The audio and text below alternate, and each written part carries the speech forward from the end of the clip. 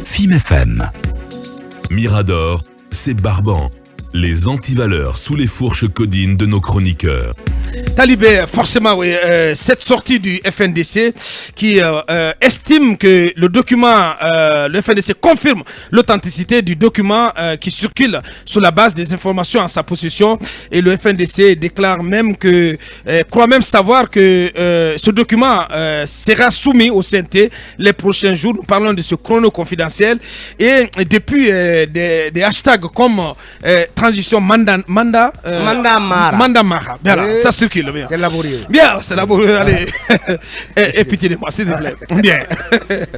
Allez, vas-y, Talibé, s'il te plaît. Oui, s'il te plaît. Bien. S'il te plaît. Transition Manda Mara. Bien, allez-y. Voilà.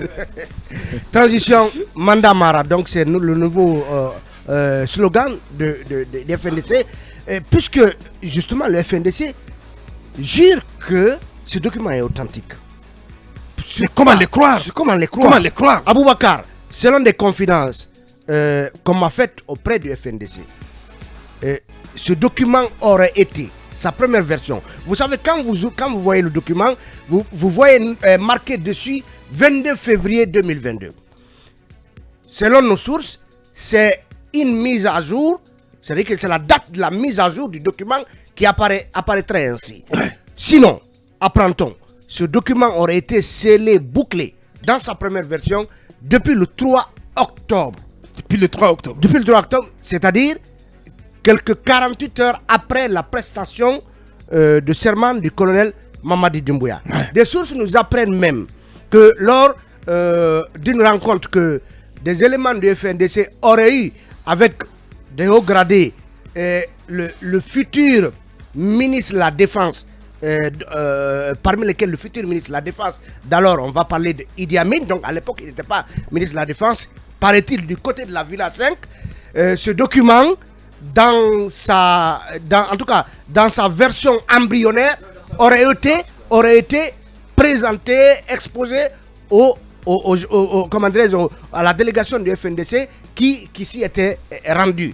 Et à l'époque, ils avaient dit que justement, qu'ils ne cautionnaient pas une transition qui voudrait durer autant de temps, donc prendre l'équivalent d'un mandat. Donc, ils avaient estimé peut-être que à l'époque, le CNRD se serait ravisé jusqu'à ce que finalement, voilà, on voit ce document circuler et le FNDC nous dit que ce document devra guider les travaux du CNT. Ouais. Et vous avez vu déjà, le FNDC est sur ses ergots, puisqu'ils annoncent une éventuelle reprise des manifestations. Ça veut dire qu'il y a aujourd'hui une situation telle que ça brale dans le manche entre la junte et la classe politique.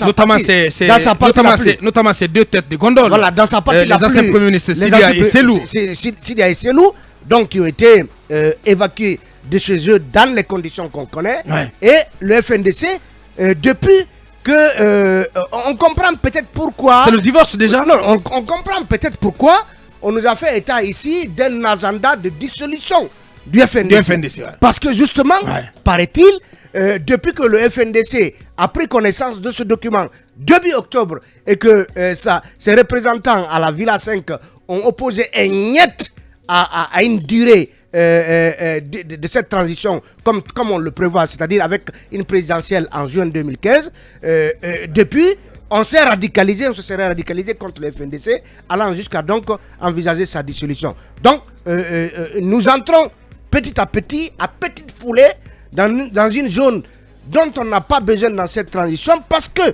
cela s'explique entre autres par le défaut de dialogue dans ce pays. On nous a parachuté une charte de la transition, on a renvoyé tout à ce CNT et aujourd'hui on est en train d'assister à une certaine radicalisation des positions entre le CNRD et des pans importants, en tout cas de la scène politique et sociale du pays. Et ce poste à l'instant de Founi Kemengue, le coordinateur du FNDC, cette transition, nous l'avons obtenue dans notre chair, ce qui veut dire en français facile, nous ne laisserons personne, j'insiste sur le mot personne, faire tout ce qu'il veut d'elle-même. Colonel Mamadi Doumbouya a plus forte raison. Des défenseurs des circonstances du CNRD globalement pris à nos jours, on se connaît, mais que chacun reste dans son cas et on verra à nouveau à qui l'histoire donnera raison. Et voilà, et Founi Kemengue, donc il fait pas du tout voilà, dans la dentelle, et il est très acerbe sur en tout cas la situation en cours dans notre pays. On va y revenir dans quelques minutes derrière l'écran pub, un nouveau point de l'actu sur FMFM. Derrière, plutôt dans la deuxième partie, à suivre la prise de parole de M. Fodeba Istokera, donc sur cette cérémonie hommage à Jean-Baptiste Williams, Jean Williams, c'est cet après-midi chez Baïssa. Et puis, elle aussi, une icône belle et bien vivante, elle sera en direct depuis la Côte d'Ivoire, depuis sa Côte d'Ivoire natale. On revient dans quelques minutes. Quand on parle du FNDC ce matin, le FNDC qui se fait voir et qui estime que le document qui circule intitulé Chrono confidentiel serait un document authentique à ses yeux. Si le FNDC le dit, on ne peut pas trop discuter. Vous savez, le cas dans ça s'est passé ainsi. Il y a toujours un ballon d'essai avant de passer à l'action. Les autorités nous ont habitués à cela. Moi, pour être bref, tout ce que je voudrais dire au colonel Doumbouya et à sa troupe, c'est des gens que les Guinéens ont applaudi de façon générale. Et la transition en elle-même, c'est une crise. Ajouter une crise à une autre crise, je crois que ça peut ne pas être bien pour le pays. D'ailleurs, vous savez aujourd'hui que beaucoup de fronts sont ouverts. Il y a les politiciens, il y a tout ce que vous savez, en tout cas dans les coulisses aujourd'hui contre le pouvoir, où ces petits bisbis, une transition n'en a pas besoin. Les gens sont bien arrivés. On souhaite qu'ils repartent vite. L'administration est à la continuité. Les meilleurs actes posés, ceux qui viendront après, pourront continuer. Mais si une transition est longue à Bakar, ça ne sera ni bon pour ceux qui détiennent le pouvoir et ni aussi pour le peuple. C'est pourquoi nous souhaitons vivement que cette transition, comme le souhaite le colonel Doumbouya, soit la dernière pour ce pays. Et pour que ce soit la dernière, on doit être juste. C'est juste un conseil que j'envoie. Et ce qui se passe aujourd'hui présage que les jours à venir pourraient être, en tout cas, parsemés d'embûches avec tout ce qui est en train d'être dit à la cité et ce qui est en train d'être fait, en tout cas sur le terrain. Hier, juste pour terminer, au niveau de la cité ministérielle à Donka, le patrimoine bâti est venu à 14h pour déloger les gens à 16h, sans préavis. Imaginez ce qui est en train de se passer et les réactions qui pourraient venir, en tout cas en cas de manifestation. Il y a tellement de mécontents que tout le monde pourrait s'ajouter, en tout cas à ceux qui déclenchent les hostilités. On n'a pas besoin de cela. Nous voudrions que M. Doumbouya soit un héros national au lendemain, en tout cas de cette transition qui ne devrait pas être longue. Autant que ça dure, autant les problèmes se poseront. Merci.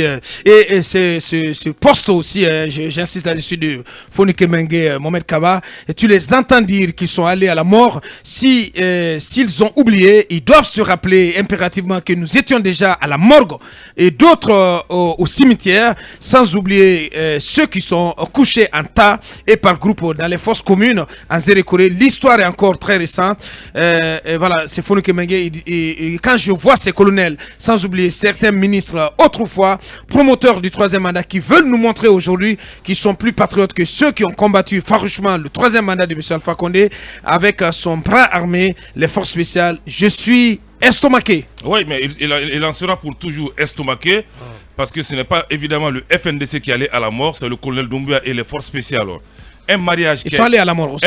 Non, j'ai dit ils sont bien allés à la mort. Ils ne sont pas allés à la mort. J'ai dit très bien que c'est le colonel et les forces spéciales qui sont allés à la mort. Non, pas du tout, Mohamed. Non, écoutez, c'est pas un sujet à polémique. Combien de Guinéens sont-ils morts pour lutter contre les projets machiavéliques de l'ancien régime? Le décompte macabre des morts en Guinée, il faut que ça s'arrête. Un mariage qui a été célébré en pompe le 5 septembre, voilà qu'on nous annonce un divorce à partir du 1er mars. Moi, j'ai dit au colonel à l'époque que ce sont des soutiens de façade. C'est pas parce qu'on n'a pas obtenu le poste de président du CNT, qu'on n'a pas obtenu les 10 conseillers, qu'on va se bomber le torse pour brandir des menaces. J'en appelle à la sagesse du procureur très médiatique, Charles White. Ce n'est plus Cyril Souleymane Diaye qui est aux affaires, c'est le procureur. Il y a des menaces qui sont en cours. J'attends une communication de sa part parce qu'on n'en a pas besoin. Qu'est-ce que tu attends? Du procureur qui menace le FNDC? Non, il doit alerter. Parce qu'il peut s'auto-saisir. Manifester, c'est un droit quand même. Il peut s'auto-saisir. On n'a pas besoin de manifestation. Le FNDC doit comprendre que ce n'est plus Alpha qui est au pouvoir, c'est une tradition et que ce sont des militaires qui vont mater. Donc, lorsqu'il y a trouble, ils vont mater. Ils vont mater. Non, mais il faut arrêter. Non. Ils vont mater. Ça me rappelle. Les militaires matent. Les lois de la République. Attention, Mohamed. Attention, ce que tu dis. Non, Mohamed. Écoutez. Attention, Mohamed. Je ne sais pas si c'est grave ce que j'ai dit. Non, c'est grave. C'est très grave. Non, juste un rappel. C'est très grave. Non. Il ne faut pas les encourager à mater. Je ne les encourage pas à mater. C'est un appel. C'est un appel à la répression. C'est une métaphore. Non, c'est une métaphore. Les militaires matent. Non, c'est une métaphore. Les militaires, je dis, et c'est un langage courant que les militaires matent. Non, les lois de la République ne sont pas suspendues. Écoutez-moi, je vais vous dire. Oui, bien. Nous sommes dans une transition. Avec les lois de la République. Nous sommes dans une transition. On n'a que 4 minutes. Que le FNDC mette de l'eau dans son vin. Et j'en appelle à la sagesse du procureur. Merci. Parce que ça ne peut pas continuer menacer tout le temps les citoyens. Merci. Allez-y, Akoumba, en 1 minute. Monsieur Kaba, s'ils matent, ils seront comme Slobodan Milosevic. S'ils matent, ils auront encore davantage l'expérience du capitaine Mouzas Dadis Kamara. S'ils matent, ils seront probablement comme Kadhafi. Aujourd'hui, le monde est devenu un village planétaire. Je pense que le FNDC et le CNRD a intérêt à dialoguer. Avec le FNDC? J'ai dit que le CNRD a intérêt. Moi, je dialogue même avec les fous. Vous comprenez? Je pense que le CNRD a intérêt à dialoguer parce que seul le dialogue peut nous conduire vers un consensus et seul le consensus peut éteindre la résistance vers le conflit. C'est seulement dans le dialogue qu'on n'a que 2 gagnants et 100 perdants. Au niveau de toutes les autres résolutions de la lutte, du conflit, il y a toujours un perdant. Merci. Parce que quand on a une réaction émotionnelle, on agit comme certains agissent pour dire le CNRD, par exemple, doit résister, doit mater, doit faire ceci ou doit faire cela. CNRD ne matait personne. Laisser la loi utiliser son empire de violence sur les Guinéens. Uniquement la loi. Voilà qui est bien dit. Voilà. Merci, allez-y, cabinet. Mais comment on peut, sur quoi se fonde le FNDC pour qualifier ce document encore non officiel de document authentique? Absolument. Moi, sur la base, en tout cas, il dit, et le FNDC dit, sur la base d'informations en sa possession. Et moi, c'est véritablement ce que je veux savoir. Parce que une théorie n'est valable que si on peut l'objectiver.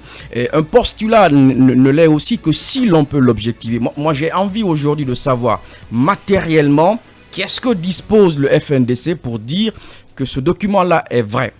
Parce que ceci nous permettra justement de savoir et d'asseoir plutôt notre conviction et de ne pas faire dans la conjecture. Et je crois que c'est important que le FNDC nous dise effectivement comment, en quoi est-ce que ce document est confident, est plutôt authentique. Oui.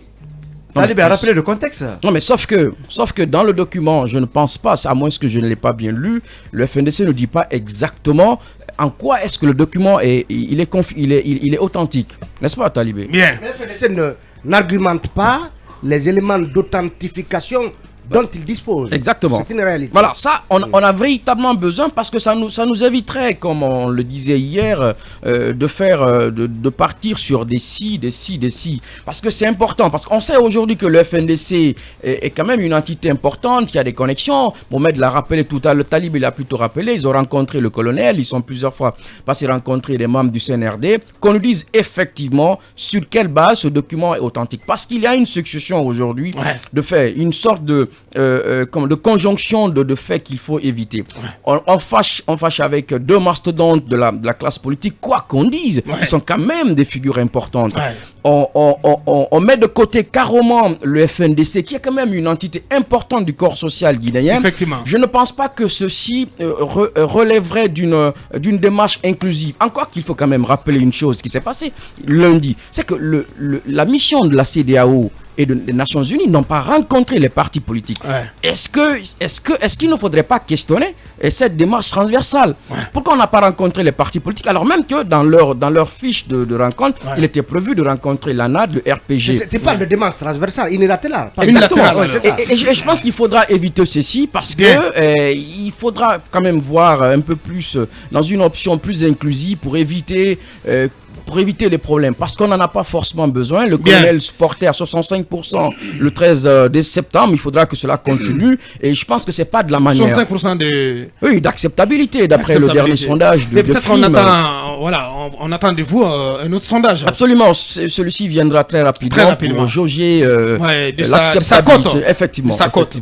Est-ce qu'elle est montée ou est-ce qu'elle a chuté? On verra tout cela avec AGSP et FIMFM. Exact. Allez-y, Mamadou, pour en terminer. Oui, les 3 slogans qui font danser en ce moment: transition mandat Mara, transition non-mandat, transition mandatée. Je vois effectivement qu'il y a des gens qui dansent au rythme de ces slogans. Mais ce qui me semble drôle un peu dans l'histoire, c'est la transversalité du Guinéen. C'est-à-dire que quand Fonike Manga a été désigné ou élu coordinateur du FNDC il n'y a pas longtemps. Sa versatilité plutôt. Sa versatilité. Exactement. Je te prête gracieusement le mot. C'est le versatilité. C'est le mot que je croyais avoir utilisé. Merci. Donc c'est la versatilité du Guinéen. On l'a voué aux gémonies et tout le reste. Et maintenant il redevient le héros. Fréquentable. Mais voilà.